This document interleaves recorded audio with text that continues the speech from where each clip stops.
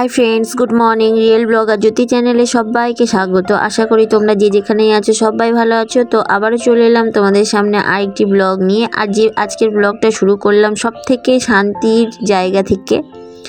মেয়েদের জীবনে সব থেকে বড় শান্তির জায়গা হয়তো মানে বাবার বাড়ি, হয়তো কি আমার জীবনে সব থেকে শান্তির জায়গা বাবার বাড়ি।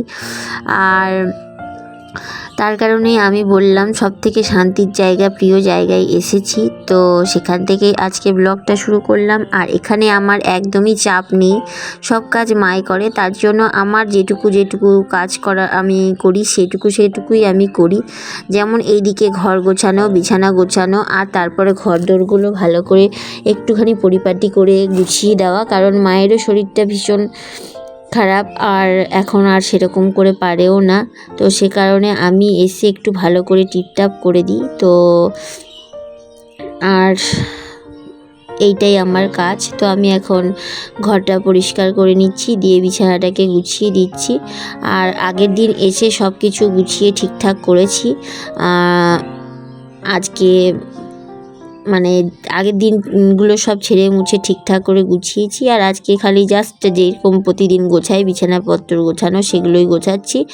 আর এমনিতেও মা খুব যে পারে না বলে মা অন্য কারোর মতো ছেড়ে দেয় বা রেখে দেয়, নোংরা করে ফেলে রেখে দেয়, তা করে না। আমার মায়ের সব কিছুই পরিষ্কার পরিচ্ছন্নই থাকে, কিন্তু যা হয় আমি এলে আরও একটু পরিষ্কার করে টিপটাপ করে গুছিয়ে দিই। তো সেরকমই। তো আমি এখন বিছানাটাকে গুছিয়ে নিলাম, নিয়ে তারপর বালিশটাকে ঠিক করে দিলাম। আর আমাদের এখানে এখনও শীত আছে, তো সকাল টাইমটা একটু শীত লাগে। তো মা বাবা লেপটাকে তুলে দেয়নি, আর আমরা লেপ নিই না। আমরা একটা ভাই ব্ল্যাঙ্কেট নেয়, আর আমি একটা কাঁথা, ভেতরে একটা পাতলা ব্ল্যাঙ্কেট নিই, তাহলেই হয়ে যায়। তো সে কারণেই আমার লেপগুলো আর ভাইয়ের লেপটাই তোলা হয়েছে, আর মা বাবার লেপটা আছেই। আর এদিকে ওয়ার্ড্রপটাও মুছে নিচ্ছি। আর একটু ভালো করে আমি একটু ক্লিন করে নিই, বলতে গিয়ে একটু কলিন দিয়ে ভালো করে মুছে নিই।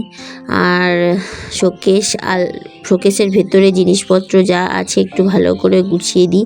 আর মাকে বলে যাই যে তোমাকে করতে হবে না, কারণ মা এত কিছু করতে গিয়ে মা হাঁপিয়ে যাবে। তার কারণে মাকে বলি যে করতে হবে না, 2 দিন 3 দিন পর খালি একটু ছেড়ে নেবে। আর ভেতরেগুলো আমি ভালো করে গুছিয়ে যাই, দিয়ে পরিপাটি করে তারপর মাকে বলি যে গোছাতে হবে না।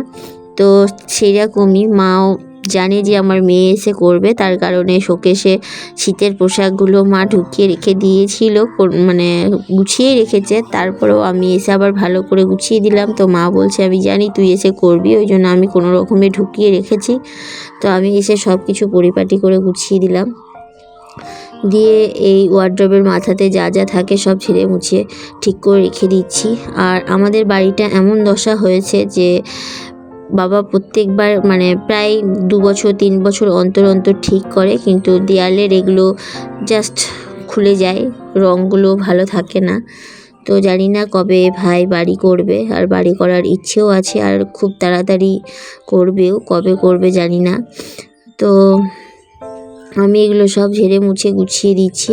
আর এই যে এই ঘরে শোকেসটাতে ভাইয়ের আর বাবার জামা কাপড় থাকে, আর আমার ওই ঘরে শোকেসটাতে আমার আর মায়ের থাকে। তো আমার এখন বলে না বিয়ের পর মেয়েরা পরই হয়ে যায়, পর হয় না ঠিক, বাবা মার কাছে নিজেরই থাকে, কিন্তু সমাজের চোখে পরের বাড়িতে যায়। তো সব কিছুই সব বেঁধে নিয়ে যেতে হয়। তো তেমনই আমার সব জামা কাপড় সব বেঁধে নিয়েই গেছি, খালি 2-3টে চুড়িদার আর নাইটি যা যা নিত্য প্রয়োজন সেগুলো লাগে, তো সেগুলো আমি কিছু রেখে গেছি। আর ভালো 2-3টে চুড়িদার রেখে গেছি, যাতে করে আমাকে অত দূর থেকে বয়ে আনতে না হয়। আর এই দেখো ছেলে আর বাবা ঘুরঘুর করছে, বাবা বেরোবে আর ছেলেও বাবার পেছন ঘুরছে, বাবাকে বেরোতে দেবে না। আর মেলা থেকে একটা লক্ষ্মী ভাঁড় নিয়ে এসছে, কোথায় রাখবে শান্তি পাচ্ছে না। তো আমার এই বিছানাটাও গোছানো কমপ্লিট হয়ে গেছে, দিয়ে এখন ঝাড় দিয়ে নিচ্ছি।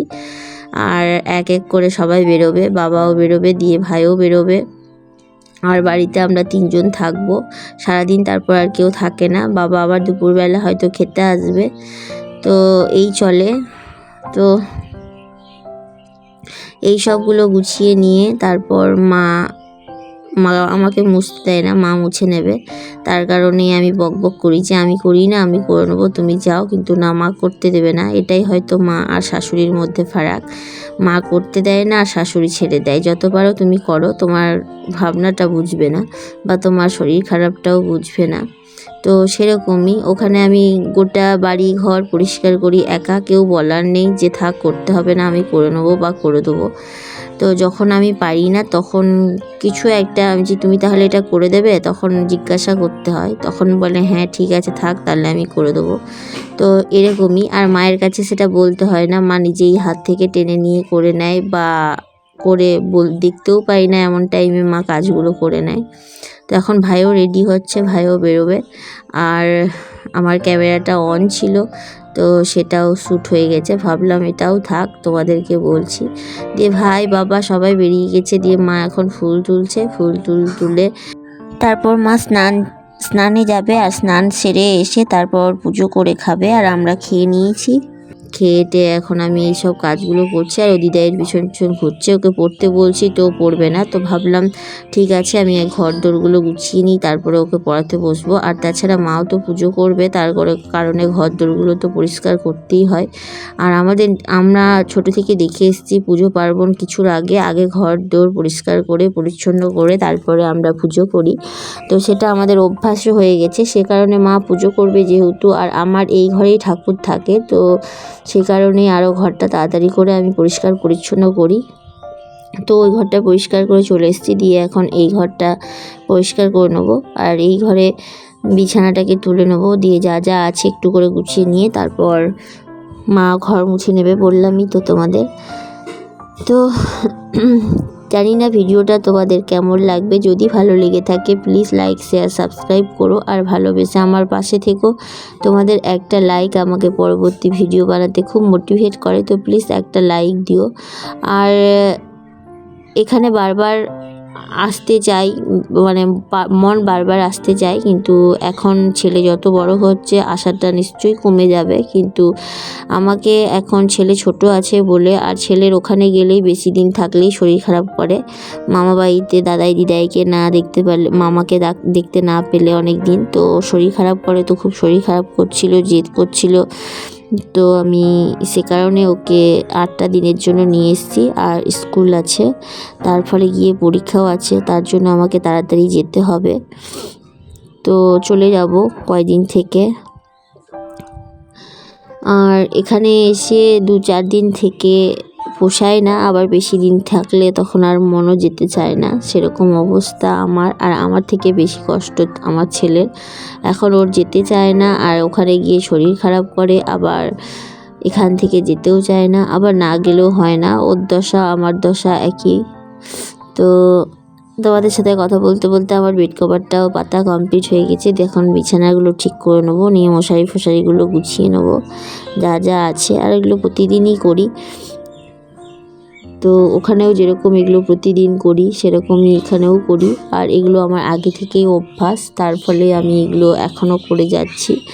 তো বিছানার বালিশগুলো ঠিকঠাক করে দেবো, দিয়ে তারপর ঘরটা গুছিয়ে নেবো। আর এখানে আমার চাপ বলতে এইটুকুই, শুধু ঘর গোছানোটা, বাকি কাজগুলো আমার না করলেও হয়, মা করে।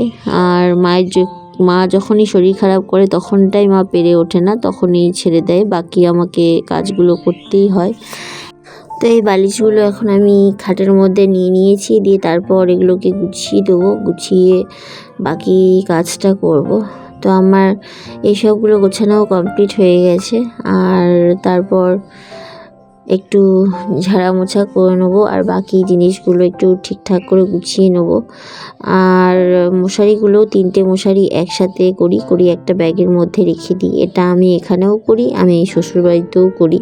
যারা আমার ভিডিও তোমরা রোজ দেখো তারা বুঝতে পারবে যে আমি এই কাজটা এখানেও করি ওখানেও করি।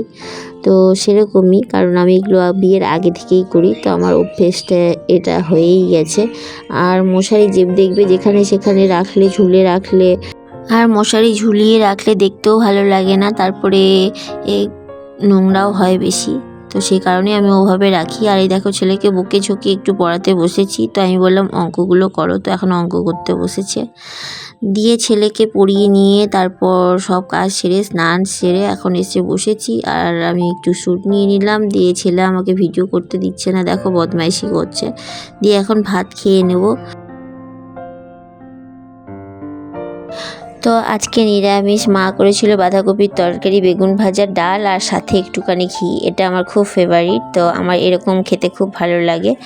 তো সন্ধ্যাবেলা মা একটু মিষ্টি আলুর বড়া করে দিয়েছে ছেলেকে, কারণ ছেলে খেতে খুব পছন্দ করে। তো আজকের জন্য এইটুকুই। সবাই ভালো থেকো, সুস্থ থেকো, দেখা হবে পরের ব্লগে।